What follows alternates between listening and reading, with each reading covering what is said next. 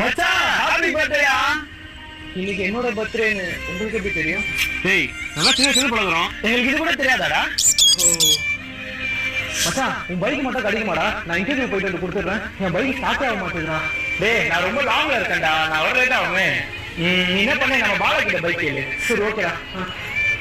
மச்சான் உன் பைக் மட்டும் கிடைக்குமாடா? டேய் பைக் உங்க அப்பா போயிருக்காரா, அவருக்கு நைட் ஆயிடுமே. சரி ஓகேடா. டேய் என்னடா உன் பிரச்சனை? சும்மா சும்மா கால் பண்ணிட்டே இருக்கேன். இல்ல என்னாச்சு எனக்கு? டேய் நீங்க நானே பைக் இல்லாம ஒருத்தருக்கே கேட்டுட்டு இருக்கேன்டா, கொஞ்ச நேரம் வெயிட் பண்ணு.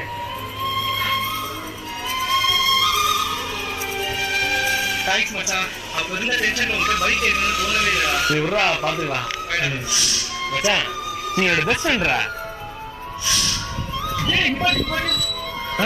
அவளேதான் கொஞ்சம் இடம் கொடுத்தா போதும், பைக்கை கூட அதுக்கும் கேட்க ஆரம்பிச்சுறானுங்க.